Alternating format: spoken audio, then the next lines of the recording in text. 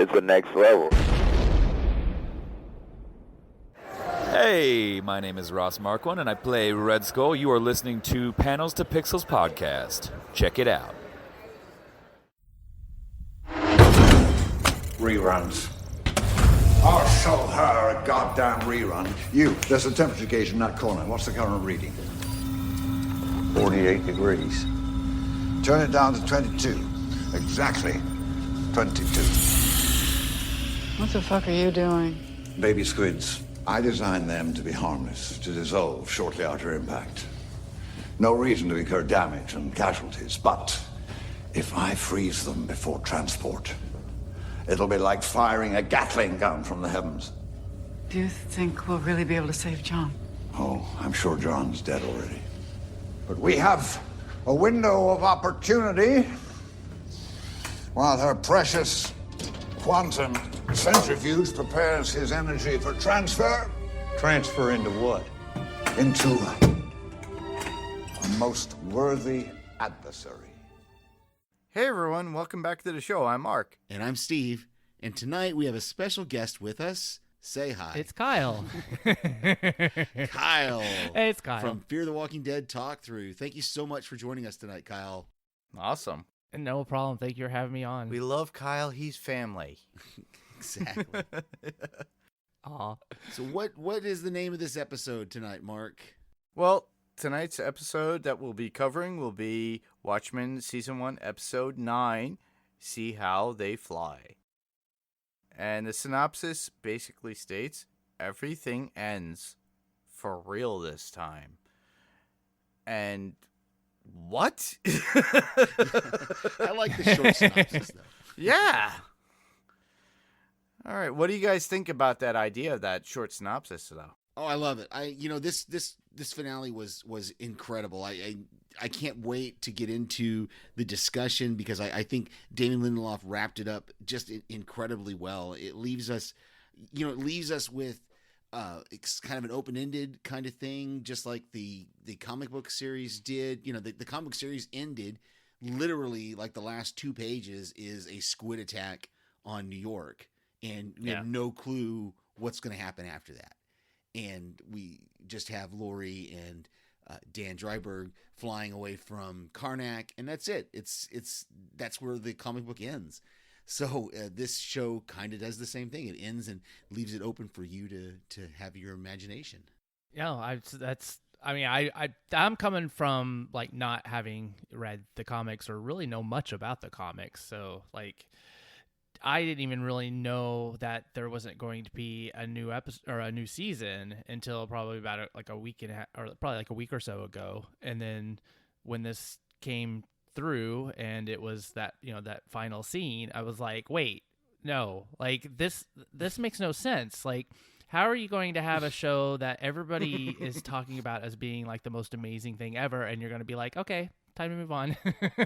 So we'll see. But yeah, it's that synopsis basically sums up the whole, like the whole thing. What were your first takes on the actual episode? My first takes, the music has to be, I think, something throughout the whole entire like season. It's just the music in this was so spot on. I think, like, I don't know what, like who was in charge of this, but it was like, it almost just made the whole thing feel so like almost like operatic, and like epic, and like you were watching like some amazing like story. And to me, I'm like, I come from a music background, and it's like I just feel like that's one of the things that doesn't seem to get highlighted enough, because that's what makes you like feel things. That's what makes you think about what you're seeing, and how it comes across. But it just, that, I don't know, like, yes, all the stuff that happened, which we'll be talking about, I'm sure later, but the music, I think I just want to highlight is like that they did such a good job with what they picked and how they used it, and that was awesome. Yeah. We saw that throughout, like you said, throughout the whole season. We've seen that, and I think Mark and I specifically, we talked about it a lot in was it a flashback episode? The episode with when I can't believe her name is totally escaping me. The main And Angela. Thank you. Angela was under the yeah. nostalgia drug, and she's remembering her grandfather's. She's seeing her grandfather's memories, and the way the music played into that was just amazing. And then the same with the Dr. Manhattan episode, where we got to see that music there, and then this one. And I think you hit the nail on the head, Kyle. That Trent Reznor from Nine Inch Nails. I didn't know much about him before this. I know the band Nine Inch Nails, but I don't know much about them. But he apparently is a rather prolific musician and composer, and has done a lot of scores and for TV shows and movies. So Definitely. He is definitely a music icon that actually worked within the show. And it wasn't something that I tapped onto until this last episode. And I posted that, I think, on our Facebook page, which is amazing. But for you, Kyle, so coming from that perspective, because we've tried to find out about this perspective of not having the comic books, was there things that were confusing to you, or did it all end up making sense eventually?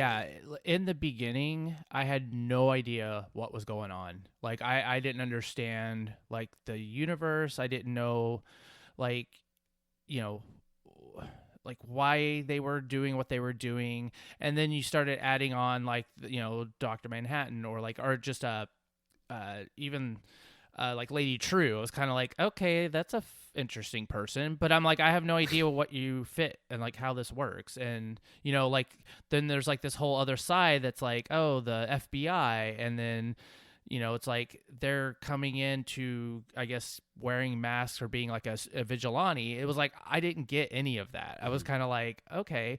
But as each episode played out and, you know, was continuing, like, they built upon kind of those elements that you started to understand more. And then, you know, besides the fact that it was wonderfully acted, and like the dialogue and the music and all that stuff, it was really enjoyable. And it was almost kind of like I felt like I was kind of in this like not like a whodunit, but just like this, you know, it's like every episode just peeled another layer, and I started to kind of like start getting it more, or like you know, I started to understand, oh, this universe, like kind of how it was working. And then it just kept adding and adding act to obviously we get to the end, and I was already fully, like, you know, into it, and then it just like turned into this most amazing thing I'd ever seen. Very cool. Very cool. I'm glad to hear that, because that's one thing that was hard for Mark and I, because we didn't have that perspective of being fans of the movie and being fans of the comic book from going way back. We understood what was going on with the Squids. We understood when they talked about Robert Redford being president that was a thing from the comic books, you know. And so that's good to hear that somebody who didn't really have a comic book knowledge was still able to kind of follow. Yeah, just went with it. And Definitely. Well, actually, we had a conversation with a friend of ours.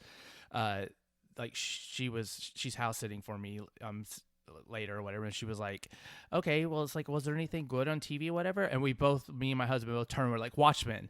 And she's like, oh really, what's it about? And it's like, well, it's kind of this, and we were trying to explain it, and we were like totally getting lost ourselves, and we were like, okay, just watch it. And she's like, I was like, okay, but like, just keep watching it. Like, the first, second, third episode, you might be like, what is going on? And I was like, stick with it, because then it starts all making sense, and starts, like, you know, you start understanding more, and then it's just amazing. So I think she's going to probably watch it when we're gone. Yeah, great television. Oh yeah. Well, should we get into our top 5 there, Mark? Well, do I get to say anything? Oh, didn't you say? I thought you did. I'm sorry. Tell us, Mark, what was your first takes on this episode? Well, honestly, my first take would be I loved it. It was a lot of information in one episode. Just to finalize and give us an ending to the season. I say season because, listeners, if you followed our Facebook post with Mark Bernardin's interview with Damon Lindelof, you'll hear that he did not plan on another season. But HBO still can do with another producer and director if need be. So this can continue on, but there's more in comic news. which is very interesting, that I like. But have you guys been reading comics? I don't know. So with that, I'm just going to segue and we're going to go into our top fives.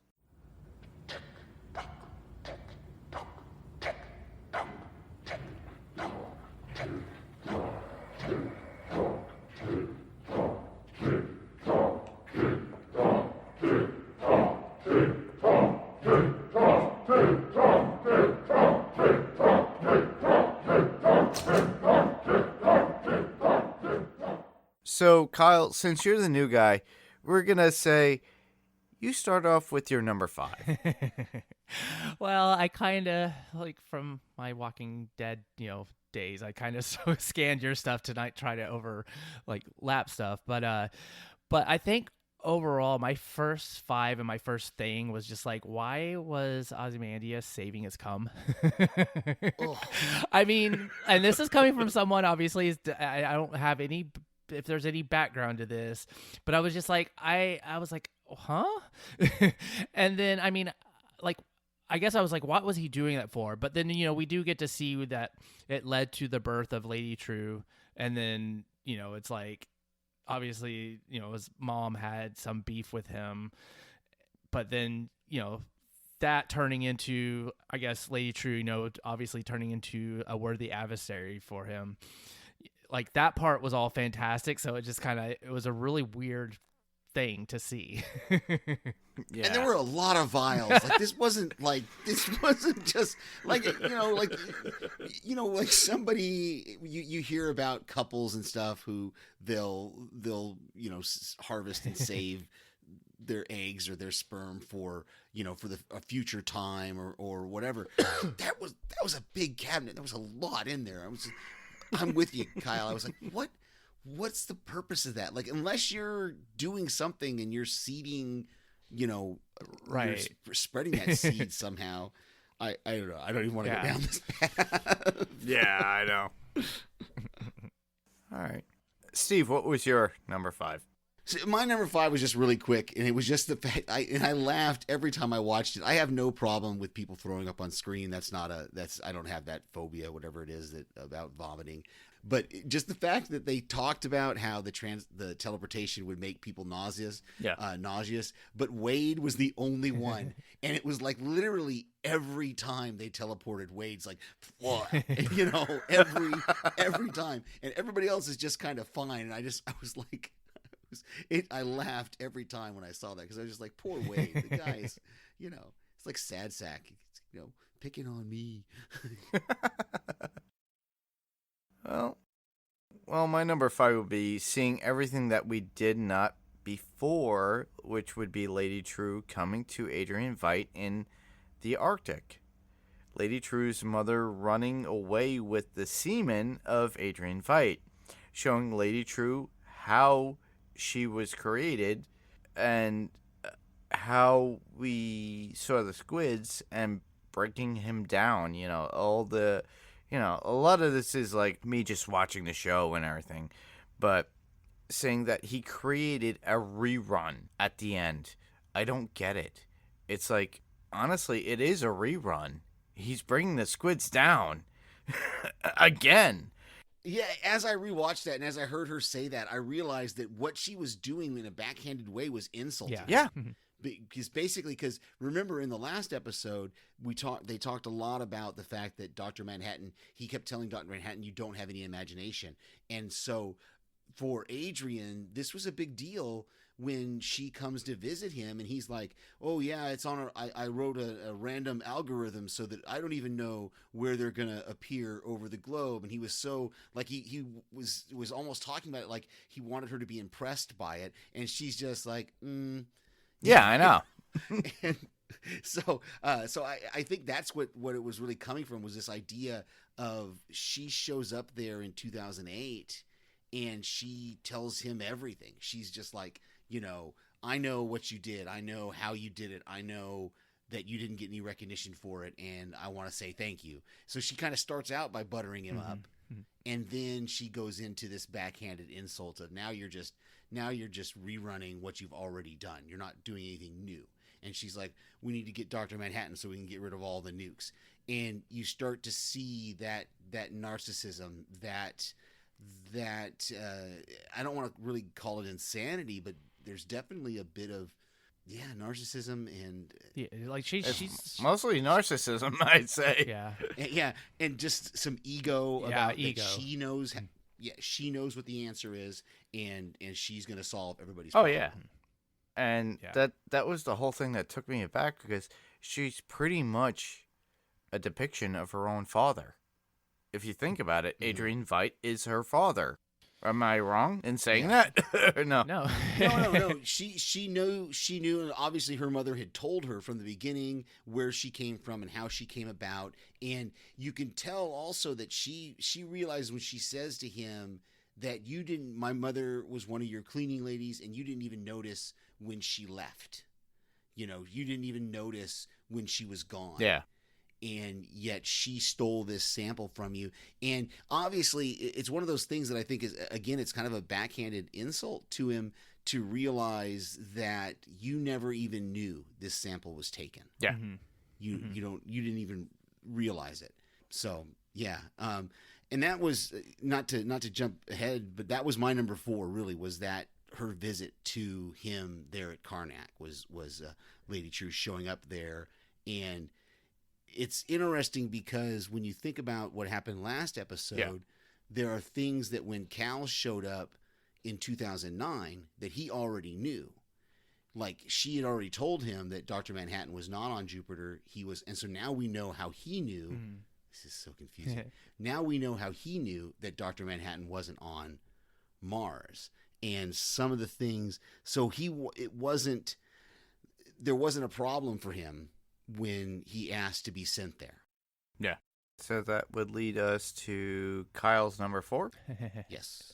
Well, basically, Jean Smart, who plays Agent Blake, like, I think she is probably my favorite character in this whole show. Like, I love her. I mean, again, like, the acting in this, like, was so above, like, that at least I can think of right now, like, another show that just ended, or I don't know, that's like her witty responses is just her dialogue, just watching just watching her do her thing. Like, it just made the show so much more fun to watch, and also kind of gave it that little, I don't know, like just a not taking myself serious kind of thing. Because of everything that's going on and that you're seeing, it helped. Just like, oh yeah, I'm just gonna go with this. I don't care if there's squids falling down from the sky, and I have no idea what that means, or like, Dr. Manhattan and his semen, and it's like, whatever. It's just, it's fun. But overall, it's like, I have to give props to all the actors in the show, because I think they helped sell so much of it, especially to someone that's not already a comic fan that already kind of went into it with like already knowing things or expecting things, and it just this universe and what they showed was literally like probably one of the most entertaining things I've seen in a long time. Yeah, and her interaction with Tim Blake Nelson as Looking Glass was just priceless. Throughout when he's behind her when she's being tied to that chair, yes. and she's like, mirror guy, and he's like, it's Looking Glass, yeah, and it's like, and then at the end when he hits Adrian with the wrench, and he's like, that guy talks too much, and she's like, he's fucking right, he does. It was just their back and forth and their interaction was great, and I loved seeing those two characters at the end together, because it reminded me a lot of, and again, this goes back to the movie and to the comic book, was the Dan Dreiberg and this same character Laurie Blake being the last two at the end of the comic book as well. So yeah, very cool. I had an additional thing with my number 4 that I wanted to bring up that I thought was really cool, was going back to that opening scene that we have where she comes and visits him. But during that thing, we get the understanding of all of these things that he knew beforehand, and there's a bit of a there's a callback to almost every Prison Break movie or TV show, or like Shawshank Redemption, where he tunnels his way out with the horseshoe, and we see him when the rocket ship lands there on Europa, he sees it out the window, and we see him crawl through whatever tunnel he's created, and he comes up from under the earth. But what I didn't realize until the second or third time that I watched it was he comes up from that tunnel in the earth, and all the clones are right there. Like they've known all along exactly what he's been doing. Yeah. Like they're right there. Like he comes out of the ground, and they're already there waiting for him. Yeah, exactly. And even the warden is already there waiting for him. Like, yeah, we know what you've been doing this entire for however many years it took you to dig this tunnel, And I just laughed at that. And some other great callbacks that we had there was when the warden shoots him and he catches the bullet in his hand. I don't think they did that in the movie. Or did they, Mark? Do you remember? I don't remember that. Did he catch the bullet in the movie? I know in the comic book that's a big deal about how Ozymandias is able to catch bullets in his hand. Yeah, I don't remember that in the movie itself. Yeah. So I know he does it in the comic book, so it was really cool to see that kind of callback there. Yeah. So that would lead me to my number 4. So you're number 4, yes, sir. That would be finding out that Adrian Veidt wanted to run away from the world, to be in a world of people that adored him, but that got boring to him. He knew deep down he was not a god there. He was a prisoner of his own device. And if you look at it, he played that whole thing in the very beginning, and it got boring. I'm doing the ritual, and these people adore me, and they're doing this and this, but I want to do more. And what did he do? He wound up sending out a message to his daughter. Of all things, a daughter who he says that is not his daughter. And he wrote out daughter, which, that's in my other notes, but honestly, to me, that was like so grand. The fact that he acknowledged it, it was amazing. Yeah, and that's one of those things that we saw that in one of the previous episodes, where they showed us his message, but all we saw was save me and the D. We didn't see the rest of the word until this episode. So we all had speculation about what that D was supposed to stand for, and now, of course, we find out that it's daughter. And yeah, I just love that whole idea, that callback to, and again, it comes back to the timing had to be precise, because remember, she tells him at the beginning, she says, I found Dr. Manhattan because of whatever tachyon, whatever emissions. He's on Europa, and I've sent a satellite there, and the satellite is going to be there in X. And she almost gives I think she gives it to the minute, or something like that. When that satellite is going to be there, and when it's going to instantaneously beam pictures back to her. So he knows, and she was expecting to see Dr. Manhattan. Of course, she sees this note from Adrian Veidt. Yeah. So, and she puts it all together. Yeah, that's I was a bit confused in that whole scene. And then obviously we kind of find out more information, but it was I didn't ever understand the whole prison thing, because, in the beginning it was just I just thought, hey, he must somehow did something bad, and so he got, banished, and this is kind of his whatever, was going on through the whole season. But then in that scene, when he's dealing with the warden, it's he even says, he's I've had 8 years to kill. And I was like, okay, so, it's seeing what we already saw with Lady True, just saying, hey, yeah, I'm looking for Dr. Manhattan, and the sending the probe or whatever, and just that whole scene, it's kind of okay, well then he must have been up there, not from someone putting him there. It almost he put himself there. And then we find out later that he, I guess, Dr. Manhattan asked him to go do that. Right. Well, in the last episode, that's what we saw in the last episode. So in the flashback with Dr. Manhattan, and because Mark and I watched him multiple times, there's that whole scene before he gives him the ring. And he says, the price for giving you this ring is you're going to send me to Europa. I want to go. I want you to send me there. So Adrian Veidt actually asked to be sent there in that episode. Okay. And so that's why he's there. And what was revealed, and I'll give a shout out here to our friends at TV Podcast Industries.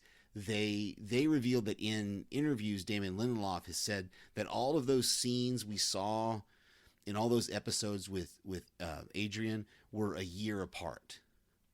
So every time you saw him cutting into the cake, that was another year that he had been there. So I tried to work out the math, and I couldn't wrap my head around it, because he goes there in 2009, and it's now 2019, the 10 years.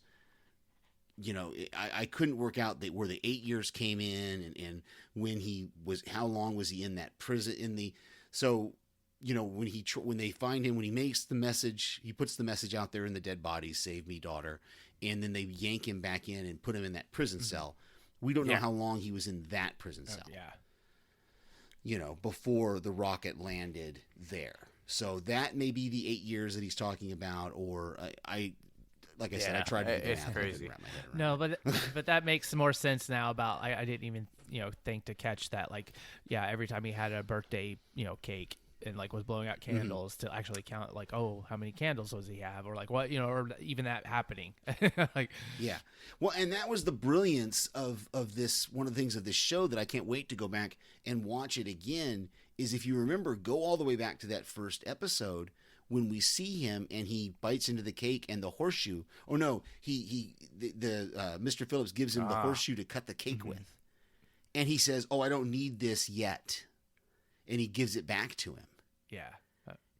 Or he keeps it. I can't remember, but there's that whole thought of, there's so many things that when we go back and watch this again, that we're going to be able to see, just like the stuff, like at the very beginning, we find out that the 7th Cavalry is stealing lithium or stealing batteries so they can scrape the lithium off them. And we find out in this episode, they were building that cage with it. You know, it's just so, there's so many intricate things that it's going to take multiple viewings to pick up on. I think. Where are we at? Yeah, Are Kyle's we at Kyle's number 3. 3? Yes. Okay. My 3, I guess, it was just the demise of the white supremacists and like the leadership of the Cyclops. I enjoyed that because obviously they're obviously like the big baddies to at least a part of everything that's going on here. But I kind of wish that like we got to see them suffer more. I mean, we all did. Yeah, I mean, just having them as a plot device, and I don't know if obviously the comic is kind of deals with this as part of its main part. No, this was entirely Damon Lindelof. I mean, there's some racist there, but it's not really white supremacist at all. So this was all just like the fact that in the comic book, Hooded Justice, they talk about Hooded Justice that they don't know who he is in the comic book, but in the comic book, it still makes you think that he's a white man. In fact, I think there's articles scattered throughout. The way the comic book is written is there's the comic book panels, and then there's like interspersed with written pages from people's notes and from novels and things. And it was, I mean, Dave Gibbons and Alan Moore, it was a huge undertaking that thing. Yeah. But so Damon Lindelof has definitely taken some license with that specifically in the character of Hood Justice. He's really taken some license from changing that character a little bit and bringing in this white supremacy element. So, well, and it's kind of like unfortunately a nod to current exactly. themes that are going on in our own life. But but yeah, it's like I mean it's kind of like when we get to this point, it's like, oh yeah, these guys are horrible, and like what they're trying to do is like, that's horrible. But like Lady True, it's like, can you make it kind of set them on fire a little bit longer instead of vaporizing them? Because I'm like, well, it's like just like that one woman says, she's like, just go on with it. It's like, well, that was kind of quick, but maybe they were just running out of time, and they're like, oh, we got to move, like cut the scene. So I don't know. Yeah. That was my third. Yeah. I had a little bit of that later too that I'll talk about a little bit. But my number 3 is, and this would be one of those things that's a nod to the comic books, is when Dr. Manhattan is in that cage and he's getting confused, and he even tells Angela, oh, I'm confused about what time I'm in.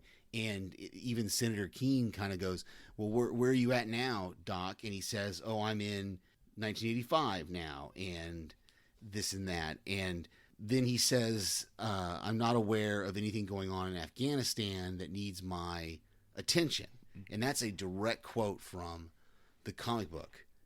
And so there's another quote where he's asking Jenny, which would be Jenny Slater, was that her name? His first girlfriend. Yes. Asking her if she's cold. That's another direct quote from the comic book. So we're seeing him kind of experiencing all these times, but it's now getting jumbled because he's in this cage. So is that synthetic lithium a thing from the comic? Like, is that... Because I that was at least in my notes when that came out. I was like, huh? Like, what is that? I'm trying to remember. There was some substance in the comic book that he couldn't see through. And that's what, like in the last episode, he says he put that, Adrian says he put that ring in that box and it was made of whatever. And I don't remember. It's been too long since I went through the comic book to remember exactly what. But there is a substance, and it might be this lithium that he can't see through. Okay. I was curious if that was, what that was. Do you remember, Mark? I know there was something in the comic book that he couldn't see past. Yeah, it was almost like a Superman thing. Yeah, it was see through it. Yeah, mm-hmm. I'm not sure exactly what the alloy was, but yeah. So you're number 3, Mark? My number 3 would be finding out that Adrian Veidt was always there the whole time. Honestly, he's been there the whole time. Obviously, you already pointed that out. It's like this is a year previous.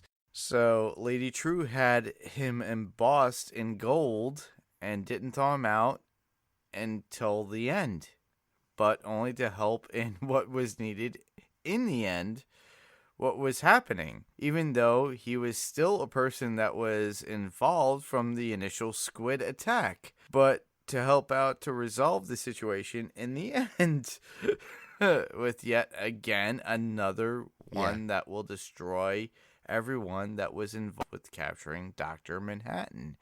And he created his own squid attack again, which made sense. Yeah, and that's great that you bring that up, because I hadn't even thought.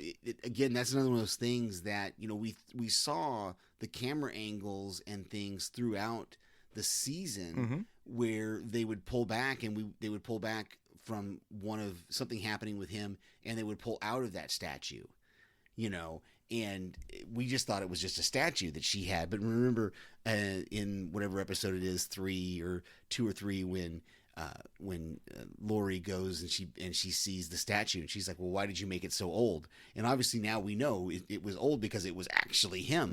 Yeah. Exactly. So. It's so wild how they created all this and were able to. I think that the actor only worked on it for like about 2 weeks.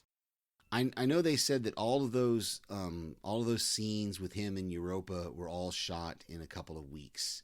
Yeah. Now I don't know about this last episode when it came into play, but they said all those episodes that took place in Europa were like in Wales or Scotland or somewhere like that, and they were all filmed over like a 2-week period. And they had to mesh them into the actual story, and they were still building the story at that time too, which makes my mind blown, because they actually had to create the idea of Adrian Veidt and then figure out what are they going to do with this character and implement him in this story structure between Angela, Will, Cal, and I'm forgetting... Lori, yeah. Yeah. Lori Blake. Yeah, weaving them all together, right. Yeah, and weaving them all together to get this whole story, and that's a lot of work. Well, we can see why. I think, again, another podcast mentioned the fact that I think they took 2 years. Damon Lindelof and the writers spent like 2 years writing this season. And that's why they commented that probably why Damon Lindelof really is saying there's not going to be a season 2, or he's not going to be involved in a season 2, because even if they started today, it would be, you're talking, 2022 before they even have it done written, and then they've got to film it, and then they've got to edit it, and so you're looking at like 2023, you know. So and that's even guessing that they have an idea. They've got to get an idea first of what they're going to do. Yeah. Well, I mean, I feel like they have so many things that they can pull from if they wanted to. It's like, that's the thing that made me think about, like, okay, this cannot be the end, because there's so many, even like reading other blogs and stuff like that. There's just like, everybody's like, oh, well, but they could go with the Slender, who was the guy? I forgot his name. The one that, the vigilante that got away, the new Lube Man. Yeah, it's like they were talking about, it's like that can be a whole completely just, season of its own if they wanted to. They could go back and do a whole season on Lori before she joined the FBI. Yeah. When she was still a masked vigilante, and they could do the story of how she became and I've got it in my notes, the quote where she says, where they're talking about her being in the FBI, and she's, I'm their best vigilante hunter. Yeah. They could do a whole series on that story alone. Yeah. We don't know anything about Dan Dreiberg. We know that Dan Dreiberg was Night Owl, and he, from the Peteypedia files on HBO, he's in prison. So there's a story there. There's lots of things they could do with this universe that I just hope they do it justice as they do. Yeah. That's always the concern. And especially didn't they actually use her real name in the actual episode? Yes, I think, who is it? Adrian calls her Japusnik, which was her original name before she changed it to Blake, before she remembered that yes. Before she found out that the comedian was her father, she went by I think it's Japusnik or something like that. Peslick, where Kevin Smith and Mark Bernard know better than I do. It's in the my suggestion. Watch Fat Man Beyond on YouTube. It's in the comic book, because that's the name that she goes by in the comic book. Yeah. She didn't take up Blake until this series came out. So exactly. So that will lead us to Kyle's number 2. Well, I mean, just kind of more of just the overall like style of the show. It's just like I loved all of Lady True's like I said inventions, but just like all the stuff that was surrounded by her, like the millennial clock. It was like just the way it looked, and then not knowing what it really was going to do. It was like, and I guess everybody didn't know.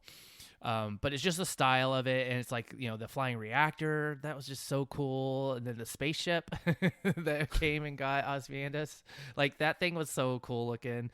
And then even her house, it's like she's living in like in a biodome. she brought Vietnam with her. Yeah. It was just fun because it was like very futuristic and modern, and and then the outside of everybody's just kind of in their normal day-to-day, you're just nothing special, like settings, and so it was cool. And that crazy hat she was wearing, I don't know what was going on with that. So so read your mind. Well, my number 2 kind of goes along with what Kyle's number 3 was, but I'll add a little bit on there, is that Senator Keene, he definitely should have deserved worse than what he got, but it was important because his blood, she opens those doors and his blood just flows across the floor, and that gives Dr. Manhattan enough of a jolt or a push or whatever that he's able to transport Adrian, Lori, and Looking Glass to Antarctica, back to Karnak, so that they can eventually save the day. And that just goes back to that way that he sees time, that he knows, he knows what's going to happen, and he knew what he was supposed to do. So he touches that blood and then sends them, teleports them away. Yeah, I thought it was interesting when that happened, because it like you see it go underneath the cage, like there's like the gap of the cage. And I was kind of like, well, wait, I just kind of figured that was like this thing would be like airtight or like sealed, but then that was able to go through, and then obviously he uses that almost like a conduit to like send his power through, because he's in there, and that was like kind of the one way that he can get to the outside of the cage. Yeah. And using his Yeah. blood, it was like, it's kind of gross, but hey, it worked. Exactly. I like that conduit. Yeah, that's exactly what it was. That's kind of how I took it. It was just like, hey, there's the opening that is like electricity. It'll flow through water or whatever. And so he was able to kind of be able to reach outside of the cage. That would bring me to my number 2, which would be all the callbacks that would happen to, Dr. Manhattan in this episode. Apparently that was what Lady True wanted to do with Dr. Manhattan. Grind him down to a mush and drink him in and take his power. And I guess she wanted to really be blue. I don't know. But, and have all that power and to be what would be ultimately be a god. But that did not happen. So I'm happy about that. Yeah, I still didn't understand her plan or how, some of it just didn't make sense to me. I didn't understand what Senator Keene, how he was going to suck his power out, because like she made the point that when Senator Keene drew Dr. Manhattan's power out and tried to put it into himself, it exploded him. It popped him like a water balloon, is what she says. And then it went back, and that's that scene where we see Dr. Manhattan start to dematerialize, and then he comes back. And that was after Senator Keene, when they push that button and it teleports them to where the Millennium Clock is. Yeah. And that's where she's got that filter, because then she says, oh, you couldn't have expected to take all those tachyons in without having some sort of a filter. And so I'm guessing that's what the clock was supposed to do, was filter Dr. Manhattan's power so that it could go into her. But then, of course, with the squid attack, that failed. It was taken exactly. The clock was a key to Dr. Manhattan, and that's what was going on. So apparently nobody figured out that key. Yeah. Even Lady True. And apparently Dr. Manhattan understood that. So that's where we're at the end, which would lead us to our number 1 with Kyle. Well, it's basically just like how, like everything about how the finale played out. It's like from what we saw throughout the season leading up to this was like basically the big reveal, and to me it answered so many of all the questions and just kind of tied everything up. Like, just I know earlier in the season I kind of was just like not knowing what's going on, and even with some of the like glimpses of Dr. Manhattan, Angela taking the nostalgia pills, it's like that kind of filled in some stuff, but I didn't know what the bigger picture was. It was just kind of like, oh, I felt like there was so much kind of going on, even like when she was being drug or whatever, when Lady True had her hooked up to the elephant, I was like, Yeah, the dialysis. yeah, but I was like, even then, I'm like, I have no idea what that is doing. It's like that poor elephant. Like, what's going on? And but it's just like now we get to this point, and the whole bigger picture basically is just shown to us, and this the way they did it really was just awesome. Like it just made this like show like just how creative and impactful it was, and just with we can rewatch this probably like so many times and still find new things out of out of it, or just little subtle hints and stuff like that. And to me, it's like there's been so many shows that I've watched and I'm like, okay, that's it. I'm not gonna go back and rewatch it. It's like you see it once and you're done. I like the idea of like being able to go back to this and still be surprised, still be like, oh, that's really interesting. I totally missed that. I just the way this all played out to us getting to the end of it, and then seeing Angela at the end, like I just thought it was a very, very well done like finale compared to some finales we know from shows we do not say the names of. I was about to speak it too, and I guess I won't now. Are you talking about another show that Damon Lindelof was involved in with J.J. Abrams?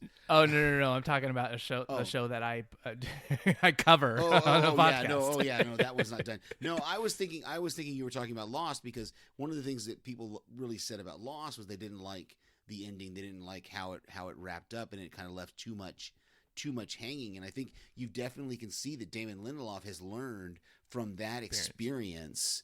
He's learned kind of how to bring a show together and have this kind of a really positive ending, or at least leave enough things open that just leave enough of things open that we can make our own decisions about. Well, and I have to agree, because it's like knowing that this possibly is basically it, and it was just a one-off, but it was like getting to that point and just ending with her in front of the pool like that, that's a cliffhanger that is also like still an ending. Like it's not like it's done well, that I'm like, I'm not gonna have any problems if like this is it. It's like that was just so entertaining, well done, and it lets you kind of create it yourself, and like you can just run with it instead of like being like, oh no, we need, like, it has to be answered, or like I can't enjoy the rest of the show. It was like that was just a fun way to end it. Right. Yeah. Very good. So my number one, I want to kind of piggyback off on what everybody else is saying, because there is a lot to say. But one of the things I noticed in my last watch of it was, in that instant before Dr. Manhattan dies, when he becomes Cal again, he flashes all these memories, and Angela asks him, "Where are you?" And he says, "I'm at every moment that I spent with you." And that was so touching to me, because some of those memories that we see are the memories of those 10 years that they had together. So it almost, for me, the last time I watched it, it almost seemed like he got back those 10 years, and that he was able to experience those 10 years as Dr. Manhattan and as Cal.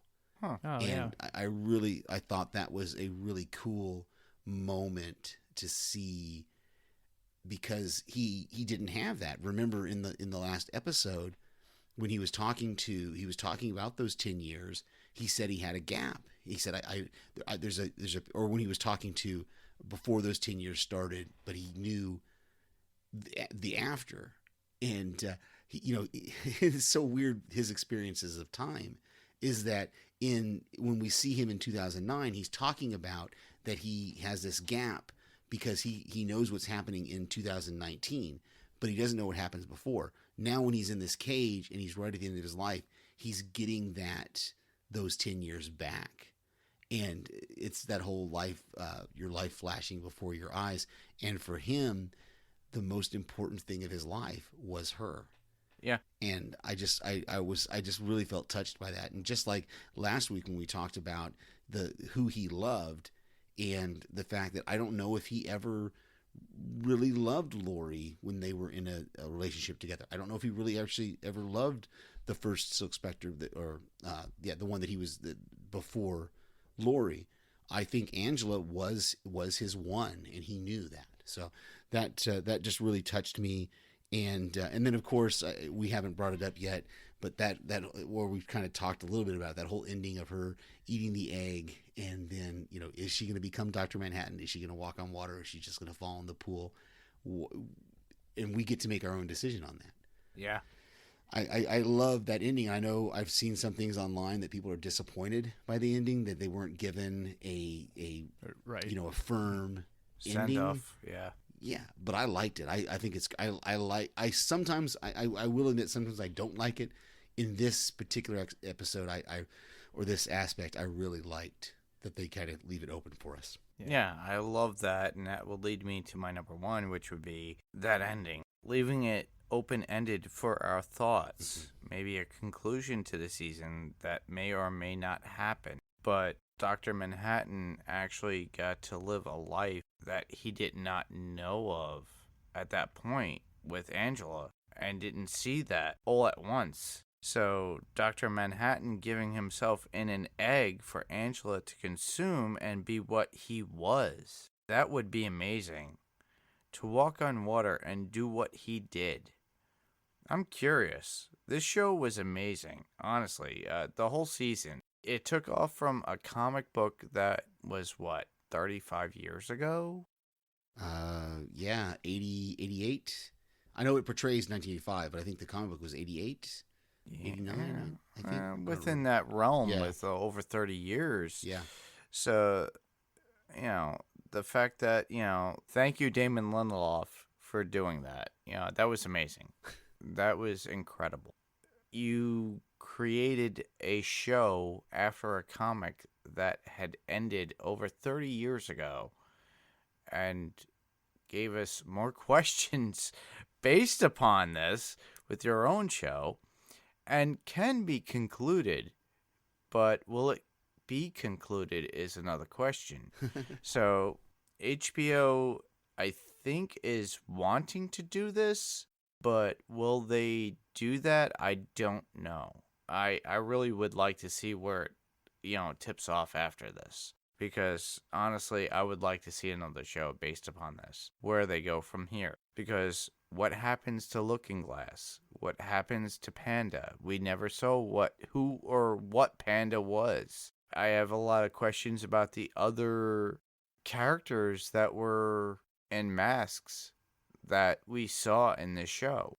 HBO has a way of doing that. And I don't think Alan Moore is going to be happy with it, but honestly, as a viewer and somebody who had actually read the actual comic book when it came out and read the trade again, I'm curious, where is it gonna go? This is amazing. They created another world, and we'll go into that other world in our comic news too, because Well, and the thing is about this is you have to remember the original comic book was 30 years ago. yeah, The Zack Snyder movie was 15 years ago. 10 years, 10, 11, whenever Yeah. the Zack Snyder movie was. And so, unfortunately, I don't mind if it's another 10 years before they do something with Watchmen. Take the If time. they're going to do it, this was so good. If they're going to do it, they Right, need yeah. to do it right. Don't do it haphazard. Don't just throw it together. I want them to do what Damon Lindelof. I would love for somebody to come up with some original thing, 8 years from now, or whenever, and do it. Everything Do it is then. now. Don't. Yeah. Unfortunately, we are in a world where they want to strike while the iron is hot. They want to make money, and I wouldn't be surprised if they try to throw together a season 2 like in a year or a year and a half and try to show us something. And it's Oh yeah. I just hope whatever they do doesn't take away from And this. it makes you appreciate it more though, knowing that it did take them like 2 years just to write the thing. Like if it that's and you can see where it pays off. It's like, okay, it was absolutely amazing. But yeah, it's like if they're gonna try to go into the aspect of because we're in that world where now everybody's like a streaming service and they all have to want to have their own little IPs that draw you in there. That that doesn't always work unless you're going to put the money behind it and the time. So we'll see if they dollars Yeah. talk. And I have a feeling the ratings on this Exactly. and this the how they track social media and all that stuff. It's like this has to have raised an eyebrow, being like, I think we just nailed something out of the park. Well, I already said my quote, so why don't you guys share your quotes? Kyle, you go first. It was just Agent Blake. She's like to what's his face? Senator Keene. Yeah, Senator King is like, you look stupid in those pants. Wasn't that And it was hilarious? again, it's like, here's this moment where he's like spouting off this crap, just like, look how awesome I'm going to be blue and blah, blah, blah. And then she just comes off with that total quote. It was hilarious. Yeah, yeah. And he's, it's one thing if he'd just been wearing like boxers or shorts. No, it was like, It's specifically the same kind of panties that Dr. Manhattan would wear in the comic book whenever he wanted to cover himself up. And I'm just like, what, dude? Where did you get those first? And Right. why? And who made them? Yeah, exactly. yeah. Well, my one quote would be Lady True saying, "Hi, I'm Sample 2346. I'm Cole True." She was so stoic and very confrontational to her father, quote unquote, this is Adrian Veidt. The fact that he stated, "I will never call you daughter," rings through her head as she states that. And you could see it, especially within the acting. Yeah, and then there when he gets off the rocket and he's wearing his Ozymandias costume and she like tries to give him some different clothes and he's like, "No, I want to wear these," and she's like, "No, this is more appropriate for someone your age." Your age, yeah. Yeah. And then she just throws it. I love how she threw it in his face. The whole thing of, "You said you'd never call me daughter, but yet you wrote this message, this huge message that had to take hundreds of bodies and however many hours or however long it took him and how many bodies it took to spell that out," and she just goes, "Dad." I thought, Yeah. All right. We have some other notes. So, Kyle, do you want to go forth? Yeah, I'll just make another little kind of add-on to just that whole Lady True, because I noticed it like on one of my other rewatches, like at the end when Dr. Manhattan teleports them to Antarctica, and like he's gone, and then Lady True like goes up to Dr. Manhattan, is just like, "Where are they?" And like gets all pissed off or whatever. But it's kind of funny if you like watch her, like when I think she was talking to her mom or whatever, trying to like whatever that scene was of, I guess, trying to get things going or whatever. Like the way she portrayed it, like she's almost like she's like a little kid just like having a tantrum, just being all like, no, I wanted to throw that in his face, and then like she can't do it, and then I don't know, it's kind of like the subtle like how she acted that. I almost felt as like, oh, she's like getting ready to throw a little hissy fit because she can't throw this in his face that she's gonna take his powers away. And I don't know, it was just her character, just the way she played it. Again, it was awesome. I already talked about the synthetic lithium, but again, like I don't know if it means anything or not, but I'm like, I always, especially like in the show that I've cover, and like Walking Dead, there's always like little things that happen or like you see, and I always wonder, is like, oh, is there something about that? Kind of like like when the director's name comes up of who directed the episode, usually that scene's supposed to mean something to the director of that episode. That like when the squids were falling and Angela was running to the theater, like originally you see everybody passing that when they're driving up, where it says Dreamland, and of course it's talking about Oklahoma's final performances.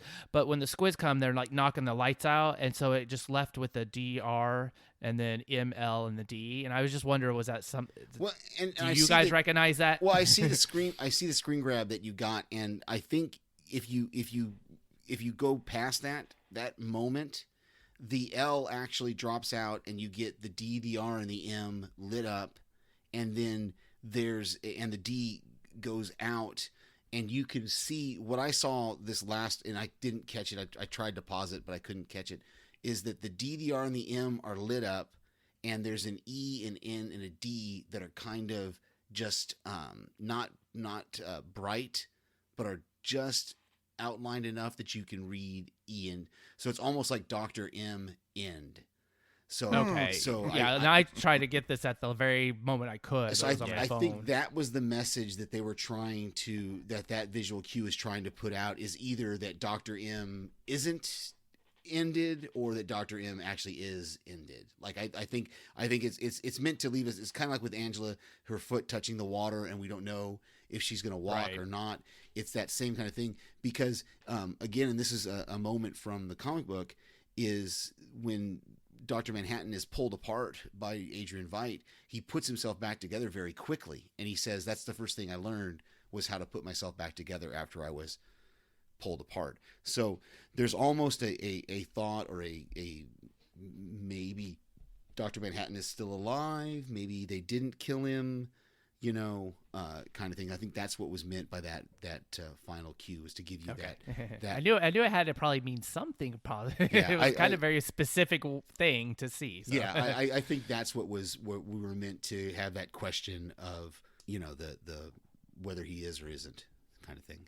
Steve, you had more, right?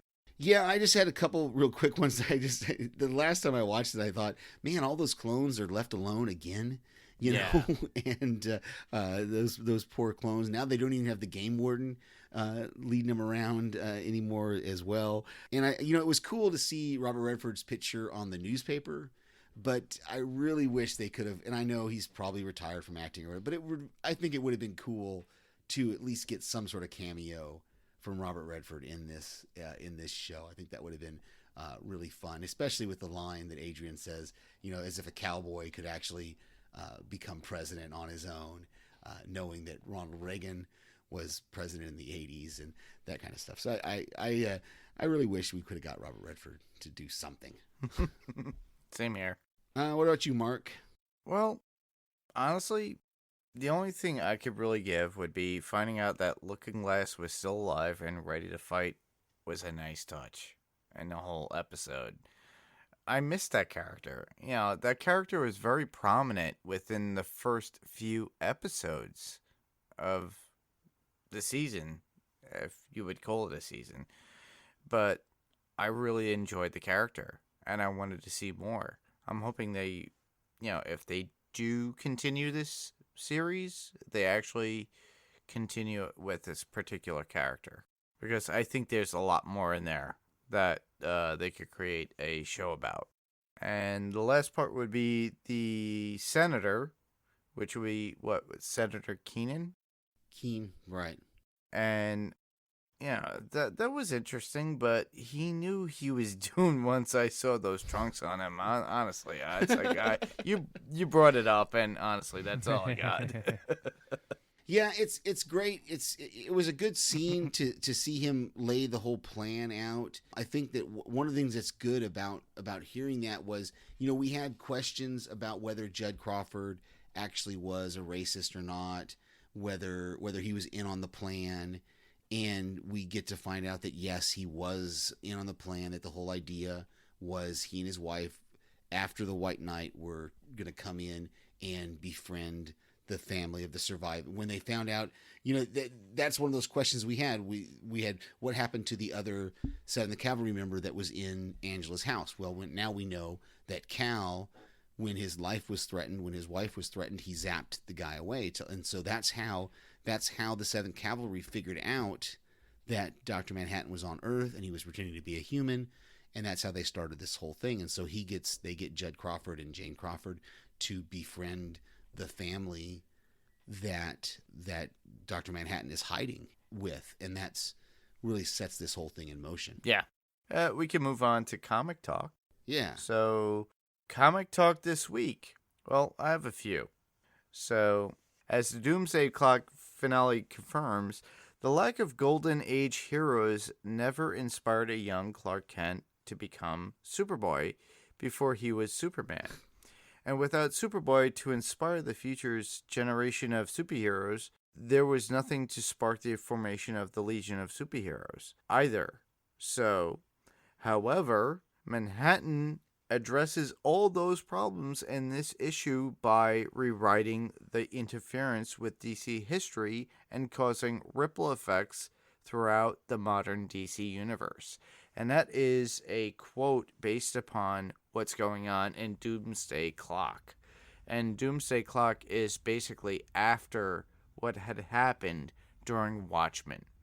And if a lot of you listeners are hearing this, basically, I think Steve and I have been broaching this over the past year about Doomsday Clock. I know you've mentioned it a couple times, but I haven't. I've been so bad of following comics, and especially DC comics, that I had no clue.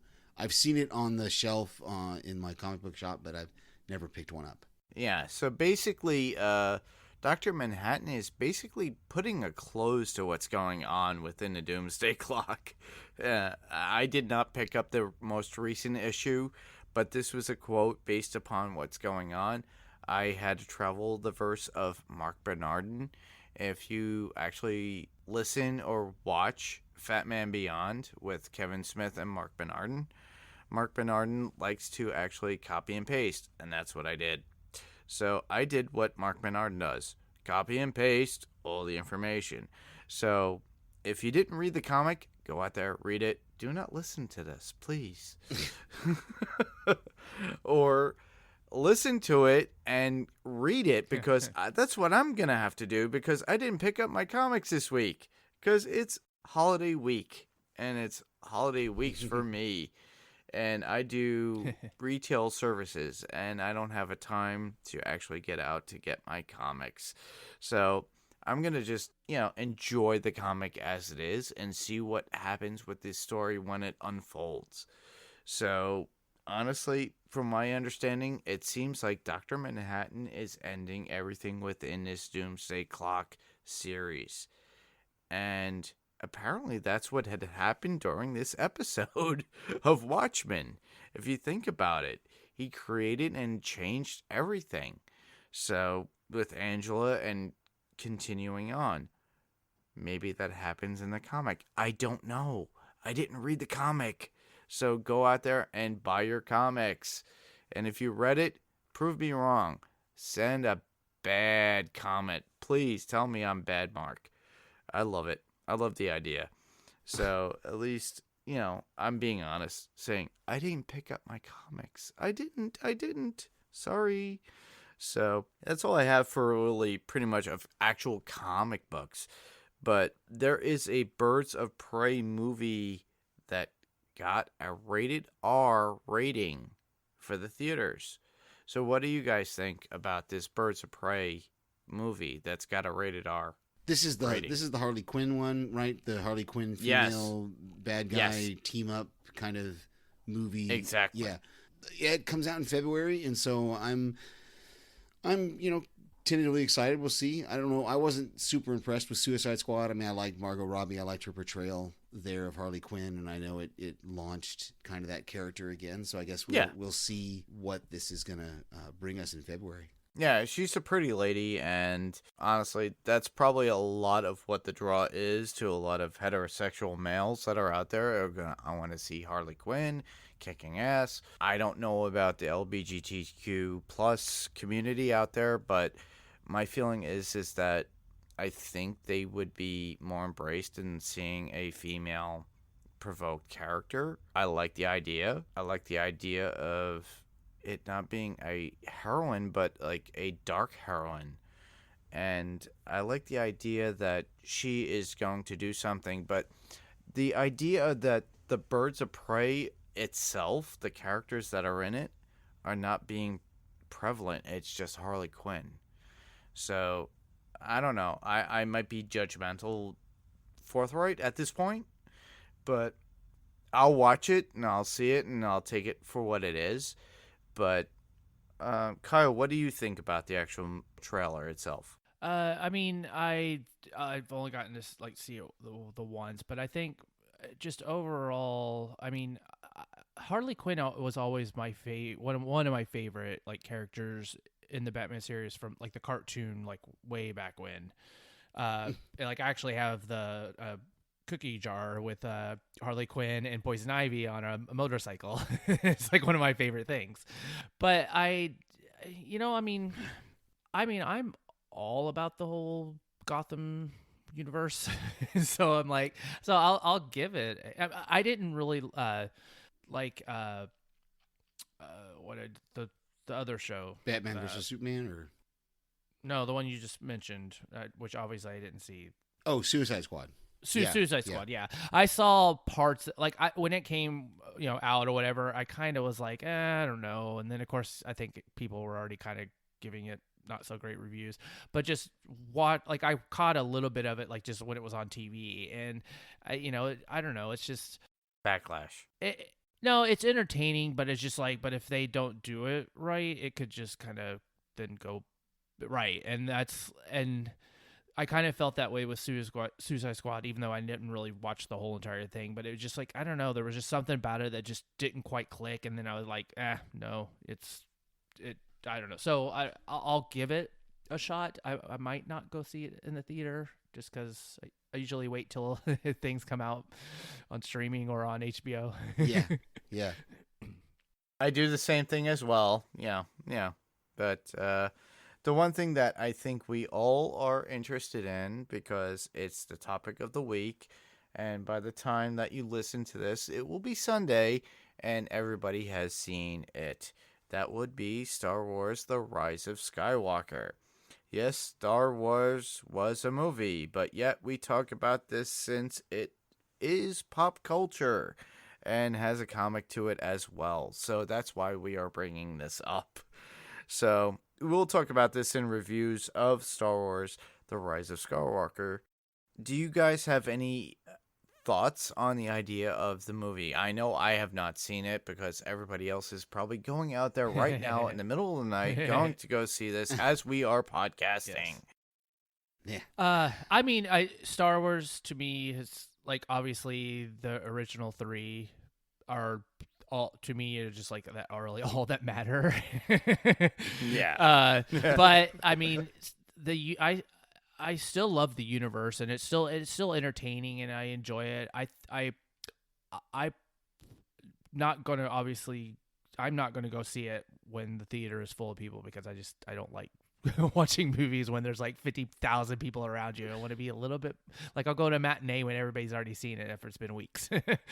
But Yeah. I mean, it looks good. I mean, I've already, at least on the reviews or just, on even local television when they're reviewing it, it's like they said it's got a lot kind of a nostalgia element, so it kind of harkens back to obviously like, all the original show or movies. So I'm like, if it's a feel good and it kind of has that play, I'm sure I'll enjoy it. Like I'm just not really looking into trying to like dive deep more than in just like, Well, I'm super excited for the conclusion of the Skywalker series, the story, because I mean I was my parents didn't let me go see the first one in the theaters, but I did sit outside to see Empire, and I sat in line for I think 2 or 3 hours to see Jedi when I was a kid, and I'm super stoked. I've got a ticket for tomorrow for a matinee tomorrow, and I think I even got a ticket for a Saturday matinee as well because I'm going to want to see it twice. And I'm like I said, I grew up with this. When they re-released them in the theater, I went and finally saw the first one at a theater in the big screen, and really just loved it. Loved seeing that, even with all the changes that they make to it and those kind of things. It doesn't bother me. I love it though. I'm super excited. I'm cautiously optimistic. It's going to be sad knowing that Carrie Fisher's not around, and seeing what they do with that character. I want to see how they end this up. I have avoided spoilers completely, except for the previews and the trailers. I have avoided seeing any kind of like spoilers of what the plot is or what the outcome is or anything like that. I don't want to know any of that. I want to go in completely fresh and just watch it and be excited for it. Yeah. And my take on it is I've been seeing Star Wars since 1977. I was 5 years old. My godmother, Lena Lee Buttermark, and my uncle, Kenny Buttermark, actually took me out to go see that movie. And it was just called The Star Wars. It wasn't even called Star Wars A New Hope. They didn't change that title until about a year later. And I've been a Star Wars fan since, I got the early bird special because my aunt, my godmother, Lena, wound up buying me that. And I had gotten those figures, months later. And I loved it. And I loved the whole idea of the Star Wars thing. I saw the prequels in the theaters just like everybody else. I actually saw the special editions like everybody else in the 90s. And then, of course, I saw, the new, trilogy as it was. And I love the idea of having Star Wars, but to end it, and I think this is the ending of the Skywalker saga, but what I love about this is what when we, and I remember being a kid in the 80s, I remember reading about George Lucas. I remember when they said that Star Wars was Episode 4, and that it was actually 4, 5, and 6, and that there was plans for a 9. I mean, we knew in the 80s when I went to junior high or high school, we were talking about the fact that there's going to be 3. And I mean, originally I think the interviews with George Lucas, the three trilogies were going to be unrelated from each other. They weren't going to tie in the way they have. But I'm so excited to see this, because this is literally a 40 years, 30 some almost 40 years in the making. This is our generation, Mark and I's especially. We've seen this. I was 7 when the original one came out. Like I said, my parents I'm so jealous now of your parents letting you go see it when you were 5, Mark, because I was 7 and they wouldn't let me go see it. And my brothers and sisters, I remember my brothers and sisters coming home and so excited about this marvelous movie they saw, and I couldn't see it until 2 years later, I think, when we finally got a VHS copy of it. But we all grew up on this. That's the whole thing. And so to see it end, to see this number 9, I'm just I'm excited. I'm excited and upset at the same time, and that's the whole thing. The universe is going to continue. And we've got the Mandalorian. Yeah, it will. More movies and more things, but it is the end of an era. It is an end of a. Yeah. Well, obviously, everybody out there, watch the Mandalorian, and please. Go listen to Podcastica's House Podcastica, please, because they are amazing. Jason, Richard, who's the other guy? Chris, is it Chris? Jason, or is it Chris? Jason, Chris? Richard, and Chris? That's horrible. That's terrible. I can't remember. So. I just sent those guys a voicemail this week as well. Yeah, but I usually say Jason and the other guys. So I always send them feedback. I actually sent them feedback, and they played it this week on a voicemail. So if you go out there and you love The Mandalorian, go listen to House Podcastica. And if you have any feedback for any of the Mandalorian episodes, send them to House Podcastica. So that would actually wrap up into what we are talking about, and then we go into what we call send feedback to. Yes, send us feedback, please. You can send us feedback to our. You can go to our website, panels2pixelspodcast.com. That will redirect you to our Facebook group, which is facebook.com/panels2pixels. Every week we put up a post there telling you what we're going to be talking about, and you can post any feedback there. You can also email us at panels2pixels1@gmail.com. That's panels2pixels1. The 2 is right there in the middle, spelled out TO, and the 1 is the number 1 @gmail.com. You can also call us and leave us a voicemail at 845-350-2095.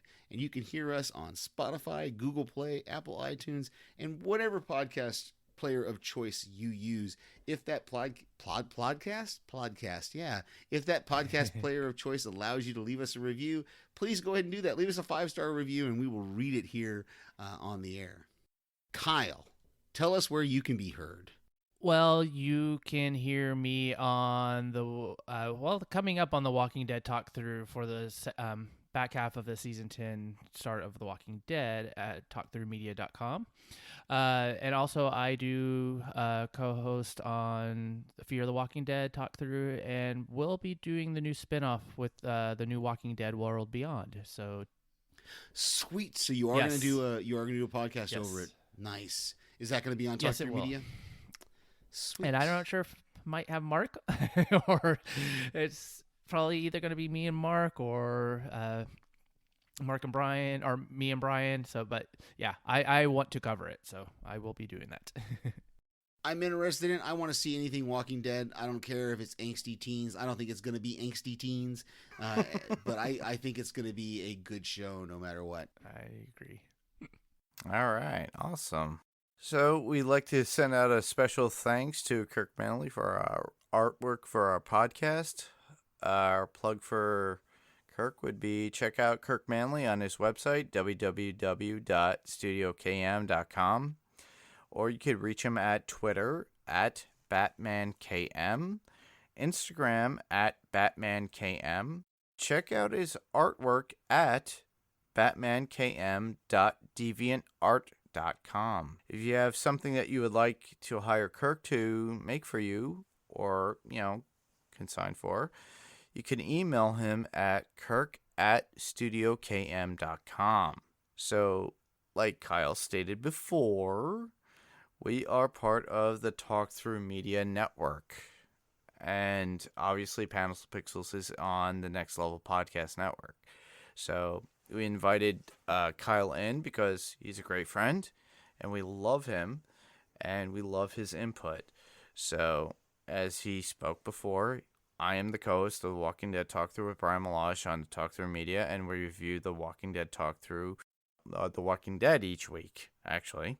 So this show will stay on the Next Level Podcast Network, but there will be a link for the Talk Through Media for others to listen to as well. So listen to us on talkthroughmedia.com, Apple Podcasts, or wherever you get your podcasts.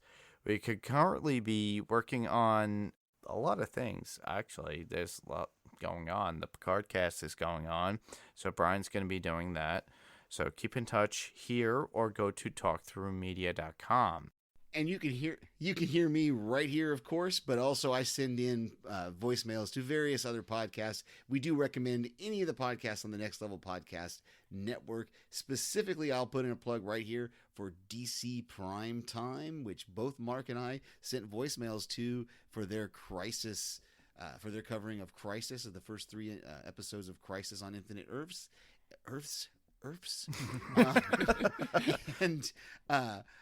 Which leads us into what we're going to be doing next. And I believe next week, Mark and I will be talking about the first 3 parts of Crisis on Infinite Earths as well. Or we may wait a week with Christmas coming up. We'll see how those things go. Pay attention to the Facebook page, and we will let you know for sure what's coming up for next week. Exactly. So, thanks everybody for listening. I'm Mark. And I'm Steve. And I'm Kyle. And this was Panels to Pixels. Good night, everybody. Good night. Good night.